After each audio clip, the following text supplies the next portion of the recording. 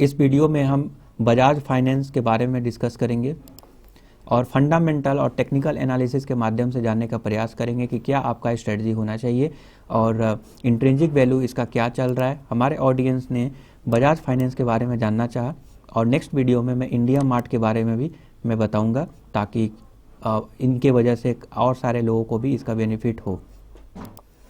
अगर बजाज फाइनेंस के रिसेंट अगर हम परफॉर्मेंस अगर देखें तो 1 डेज में 2% का जंप देखने को मिला, 5 डेज में ये स्टिल अभी जंप देखने को मिल रहा है 0.98% का, और 1 मंथ में अभी थोड़ा गिरावट में अभी चल रहा है क्योंकि अभी बॉन्ड यील्ड और कोविड के केस बढ़ने की वजह से और मार्केट ओवर वैल्यूड होने की वजह से एक प्रॉफिट बुकिंग चालू है।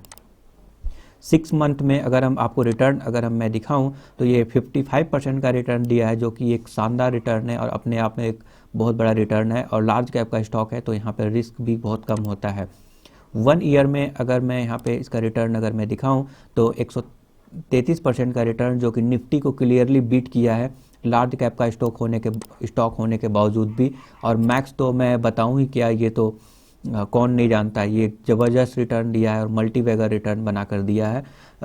91 यहाँ पे आप देख सकते हैं 91,291.30% रिटर्न, क्या ज़बरदस्त लाजवाब यहाँ पे ग्रोथ दिखाया है, ये तो आप देख ही सकते हैं।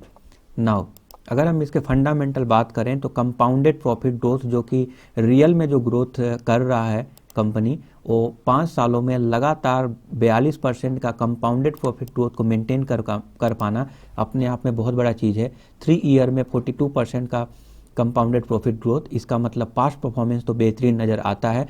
5 ईयर में 37%, 3 ईयर में 38% का कंपाउंडेड प्रॉफिट सेल्स ग्रोथ भी बढ़ा हुआ है, जो कि शानदार है। रिसेंट दिनों में ट्रेलिंग 12 मंथ में 11% और माइनस में कंपाउंडेड प्रॉफिट ग्रोथ दिख रहा होगा, तो ये कोविड सिचुएशन की वजह से, पैंडमिक के वजह से इसको असर देखने को मिल रहा है। स्टॉक CAGR बात करें तो 10 ईयर्स में 54% का स्टॉक CAGR और आपको अच्छा खासा रिटर्न देना, ये बेहतरीन चीज़ है। यहाँ पर 5 सालों में 51% का CAGR, 3 ईयर में 40% का और 1 ईयर में 139% का रिटर्न। नाउ अगर आने वाले समय में अगर इतना भी नहीं दे, मान लीजिए 54% अब नहीं देगा, अगर आपको 25 इसका आधा भी अगर CAGR अगर दे दिया ना, तब भी आपको यहाँ से अच्छा रिटर्न माना जाएगा और आपको मल्टी बैगर रिटर्न बनाकर दे सकता है। ये लार्ज कैप में इतना अच्छा बेहतरीन प्रदर्शन जो है, ये काबिल तारीफ की बात है। ओके, रिटर्न ऑन इक्विटी 5 सालों में 21%, 3 ईयर में 21% और लास्ट ईयर में 20%, जो कि शानदार है।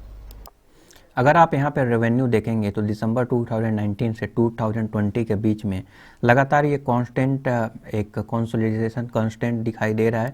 नेट प्रॉफिट दिसंबर 2019 में पीक पे था, अभी देख रहे होंगे दिसंबर 2019 से दिसंबर 2020 के बीच में मार्च से लगातार बढ़ते हुए दिखाई दे रहा है, क्योंकि पैंडमिक की वजह से इसको भी असर हुआ था और अब जो है पैंडमिक सिचुएशन धीरे धीरे सुधर रहा है, ठीक हो रहा है, तो यहाँ पे इसका भी सिचुएशन अच्छा खासा देखने को मिल रहा है, सुधरते हुए दिख रहा है।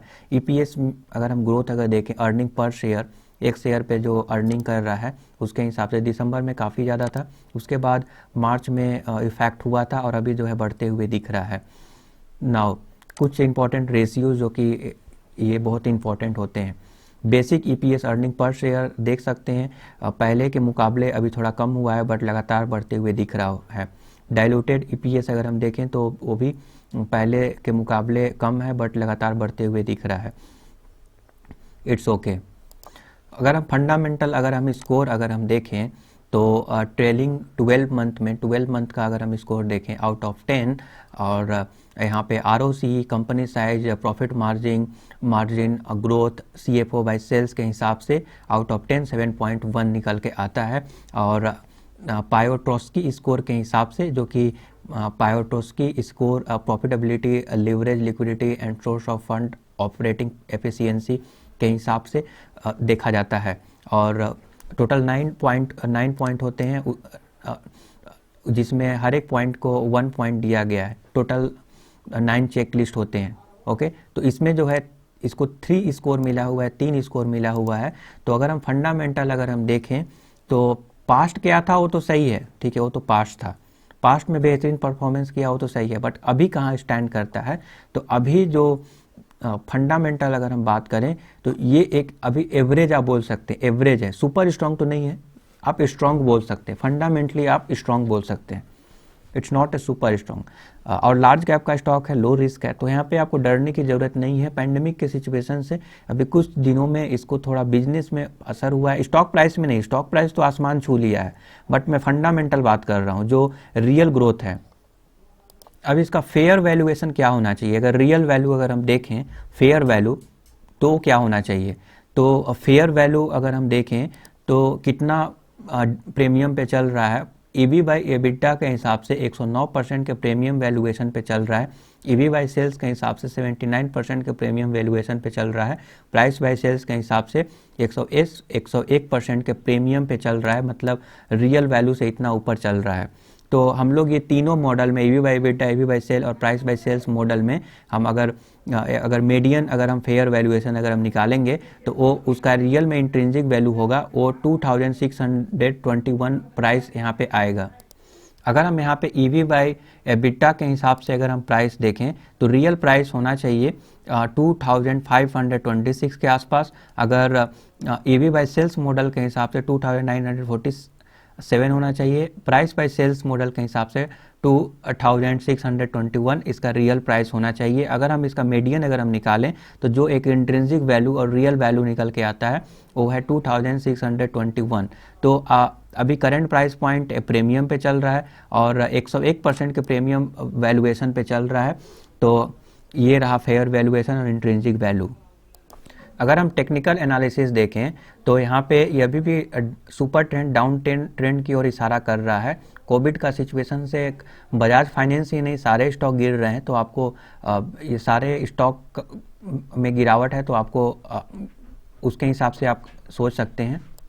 अगर हम RSI अगर हम देखें तो RSI 48 के आसपास है, इसका मतलब करंट लेवल पे भी बाई करना मेरे हिसाब से कोई प्रॉब्लम नहीं है, आप बाई कर सकते हैं। हालांकि अभी कोई रिवर्सल का इंडिकेशन अभी नहीं देखने को मिला है और MACD भी अभी रिवर्सल का संकेत नहीं दे रहा है।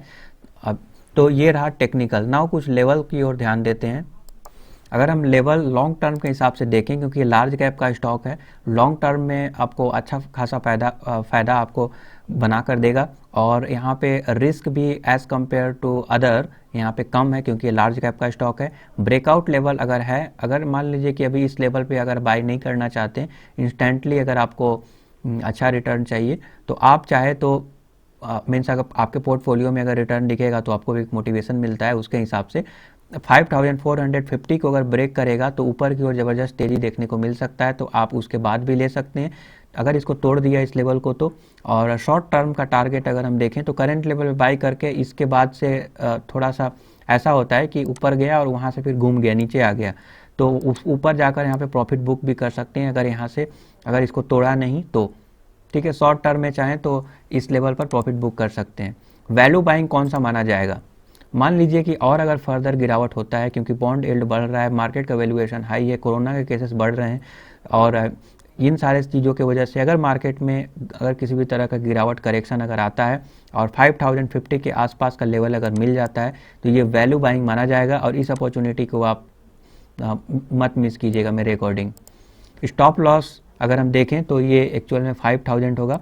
आप अगर इस लेवल पे वैल्यू बाइंग लेवल पे अगर बाई करते हैं तो बेहतरीन होगा, आप चाहें तो स्टॉप लॉस 5000 लगा लें, ठीक है। इसके नीचे जाने की संभावना कम है, बट अगर ये हिट होता है तो मे भी नीचे मेजर करेक्शन और दिखा दे। तो ये रहा बजाज फाइनेंस और नाउ इसके अकॉर्डिंग आप प्रॉपर डिसीजन ले पाएंगे। नेक्स्ट वीडियो इंडिया मार्ट पर आएगा, क्योंकि बजाज फाइनेंस हमने ऑलरेडी कवर कर लिया। इंडिया मार्ट के ऊपर में नेक्स्ट वीडियो है, तो उसको भी आप देख सकते हैं। Thank you for subscribing the YouTube channel.